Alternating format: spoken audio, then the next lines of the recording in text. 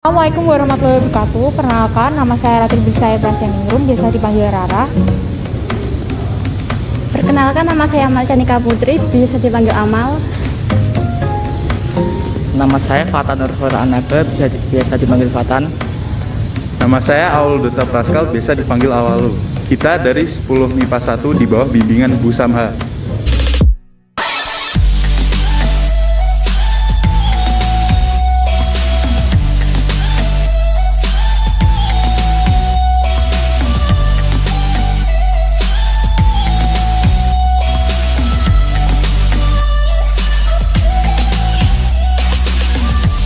Halo semuanya.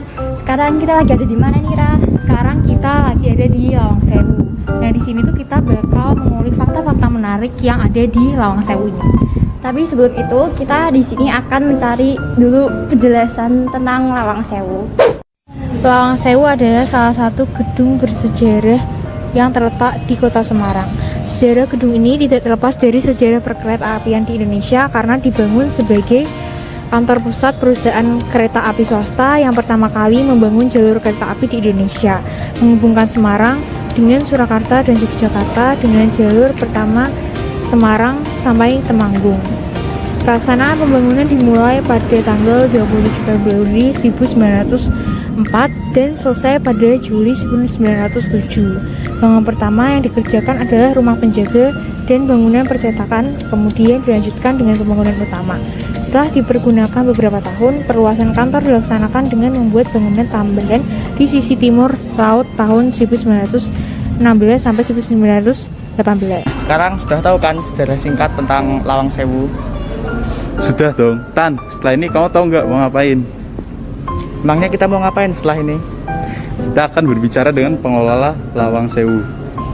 Wah, kayaknya seru tuh. Yuk, ikuti kami. Assalamualaikum warahmatullahi wabarakatuh. Saya Amal Canika Putri dengan Bapak Kartono sebagai staf pelestarian gedung bersejarah Lawang Sewu. Nah, di sini kita akan tanya-tanya nih tentang sejarah apa saja yang ada di Lawang Sewu. Pak, saya mau tanya peristiwa apa yang sangat melekat pada museum ini? Jadi kalau dikatakan peristiwa yang paling melekat di gedung bersejarah ini itu adalah peristiwa pertempuran 5 hari di Semarang. Itu sebuah peristiwa perebutan gedung Lawang Sewu oleh pemuda angkatan muda kereta api dari tangan Jepang atau Kido Butai. Itu terjadi pada tanggal 14 sampai 15 Oktober 1945. Itu peristiwa heroik, pecahnya pertempuran hari itu persis di depan gedung Lawang Sewu. Itu menjadi saksi sejarah pemuda kota Semarang bertempur melawan penjajah Jepang waktu itu. Nah, sekarang kita lanjut ke pertanyaan kedua. Apa yang menjadi daya tarik museum ini, Pak? Lawang Sewu itu merupakan gedung yang berarsitektur Eropa. Kemudian di depan itu ada 2 menara yang merupakan fasad dari menara minaret ya.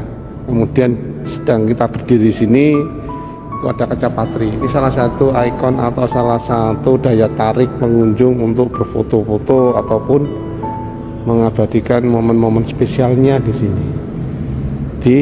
Memang keindahan arsitektur karya Hlin Khomer dan Biji Undak ini tidak lekang dimakan waktu, walaupun didesain tahun 1902 kurang lebih, kemudian pembangunannya di 1904 waktu itu, dan selesai pada tahun 1907. Gedung ini berbahan baku sebagian besar dari Eropa. Jadi ini karya seniman dari Belanda juga, namanya J.L. Schouten dari Delft. Ini melambangkan flora fauna Dewi Venus, kemudian ada Dewi Fortuna, ada kekayaan hayati di negeri Belanda maupun Indonesia. Di kaca patri ini merupakan ikon, di samping dua menara kembar yang kalau dilihat dari depan Tugu Muda itu merupakan ikon dari kota Semarang. Spot-spot foto yang merupakan pintu yang berderet panjang itu yang akhirnya ini disebut Lawang Sewu. Jadi mengapa dan letaknya yang sangat strategis, jadi masyarakat atau pengunjung dari luar daerah itu mudah sekali menemukan Lawang Sewu di Kota Semarang. Lanjut ke pertanyaan ketiga. Sebetulnya fakta menarik dari museum ini yang belum diketahui banyak kalangan masyarakat itu apa saja, Pak? Masyarakat tahu tentang Lawang Sewu itu tentu yang menjadi hal yang sangat khas, yaitu deretan 1000 pintu. Walaupun jumlahnya itu nggak ada 1000, pengunjung belum tahu kalau jumlah ini sebetulnya tidak 1000. Ucapan lafal 1000 itu hanya sebutan. Faktanya jumlah daun pintu yang ada di Lawang Sewu ini hanya 928 daun pintu. Daun pintu itu yang daunnya ya, yang ditutup itu. Jadi nama Lawang Sewu sendiri itu sebutan masyarakat Kota Semarang. Di gedung ini sendiri dulu namanya gedung NISM. NISM itu Nederland Indische Spoorweg Maatschappij, perusahaan kereta api swasta punya pemerintahan Belanda yang membangun jalur rel kereta api di Indonesia.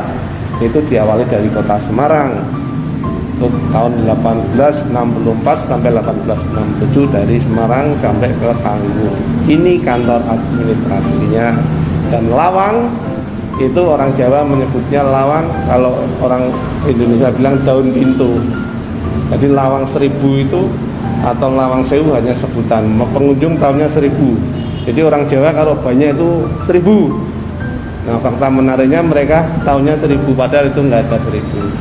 Hanya 928 dengan lubang pintunya sekitar 400-an. Dan masih banyak lagi fakta-fakta menarik yang belum kita tunjuk, karena spot-spot foto ini sangat indah sekali ya. Arsitekturnya dan deretan pintu ini yang membuat orang tidak bosan main ke Lawang Sewu, karena banyak spot foto yang menarik. Itu Mbak. Tahun 1916 sampai 1918 ini ruang bawah tanah itu adalah fondasi bangunan ini.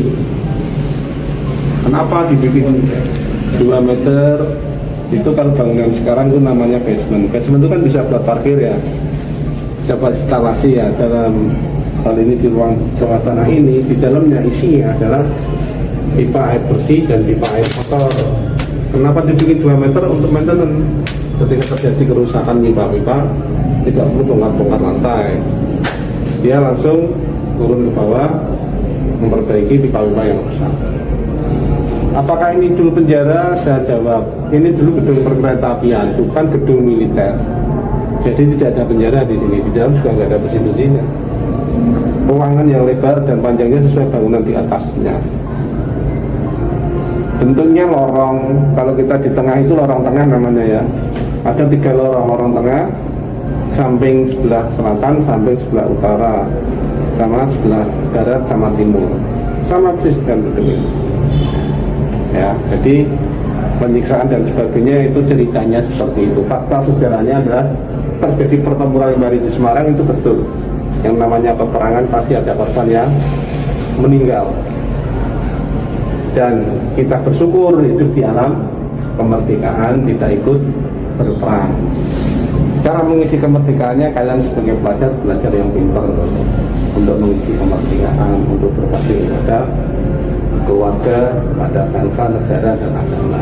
Gitu. Jadi ini faktanya adalah fondasi utama bangunan gedung ini. Tapi ini apa? Kayak tembus-tembus kemana gitu nggak sih Pak? Ya, yang ada isu ini tembus SMA 1, tembus SMA 3, di yang tembus ini. Saya kasih tahu yang tembus.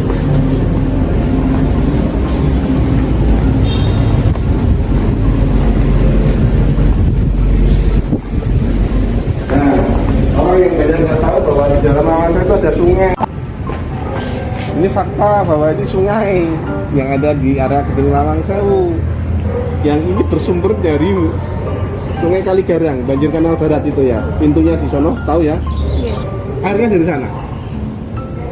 Ini sampai mana-mana, ini terkonek. Ya, ini sampai depan Tugu Muda ini. Ini lah yang terkonek ini. Kalau gedung ini toh, yang bawah tanah, ya seluas bangunan ini aja. Panjang sama lebarnya sama.